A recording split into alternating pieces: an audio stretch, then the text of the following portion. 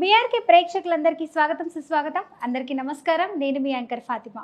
So ఈరోజు మనతో పాటు స్టూడియోలో ఉన్నారు ప్రముఖ జ్యోతిష్య వాస్తు పండితులు వెన్నంపల్లి నిశాంత్ శర్మ అవధాని గురూజీ గారు మనతో పాటు ఉన్నారు. గురుగారిని అడిగి మరిన్ని వివరాలు తెలుసుకుందాం. నమస్తే గురుగారు.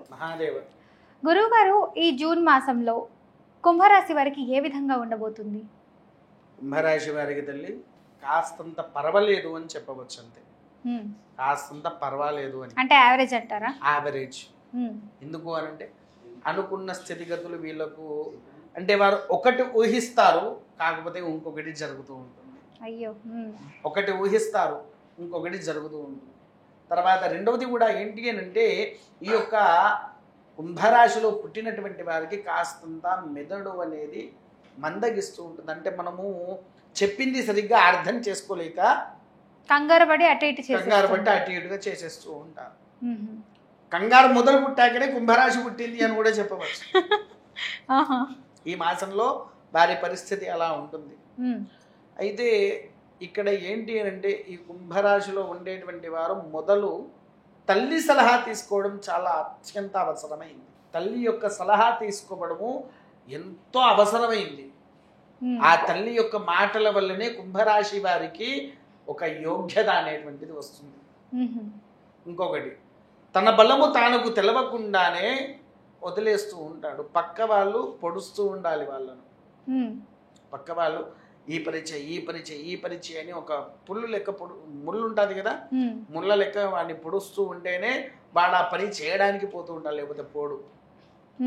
బద్ధకానికి బ్రాండ్ అంబాసిడర్ కింద మారుతారు అనే అవకాశం కూడా ఉన్నది ఈ కుంభరాశి వారికి. తర్వాత అనుకున్న తగిన ఫలితాల కంటే ఆరోగ్య సమస్యలు మాత్రం బాగా వస్తాయి. ఆరోగ్య సమస్యలు విపరీతమైనటువంటి సమస్యలు వస్తూ ఉంటాయి. అంటే ఎలా గురుగారు? లివర్ ప్రాబ్లం, హార్ట్ ప్రాబ్లమ్స్ ఇలాంటివా? హార్ట్ ప్రాబ్లం కానివ్వండి, మెదడుకు సంబంధించిన వ్యాధులు కూడా వస్తాయి. జాగ్రత్తగా ఉండాలి అయితే వీళ్ళు, చాలా జాగ్రత్తగా ఉండాలి. తర్వాత బ్లడ్ ప్రెషర్ అనేది బాగా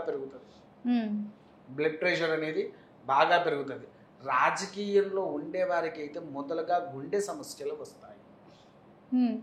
గుండెకు సంబంధించిన వ్యాధులు వస్తాయి రాజకీయంలో ఉండే.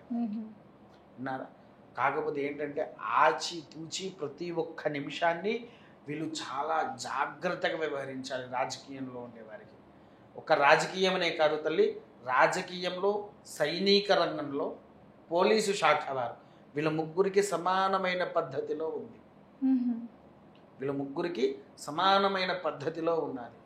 తర్వాత సినీ రంగంలో ఉండేవారికి ఏంటి అని అంటే బుద్ధి మందగించి వాళ్ళు ఆగమాగం అవుతూ ఉంటారు.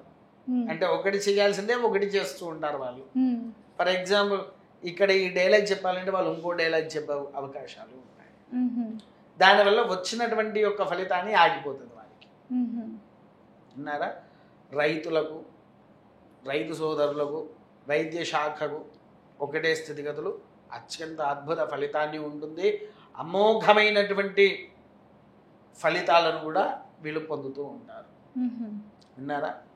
లాయరు, భూరంగ వివాదాల్లో ఉండే వాళ్ళకు కాస్తంత మెరుగు అయినటువంటి రిజల్ట్ కనిపిస్తుంది. అత్యంత ఉన్నత ఫలితాన్ని కూడా పొందుతూ ఉంటారు. కాకపోతే ఏంటంటే వీళ్ళు కష్టపడాలి తల్లి. కొన్ని విషయాల్లో వీళ్ళు కష్టపడితేనే వారికి విజయం అనేది చేకూరుస్తూ ఉంటుంది.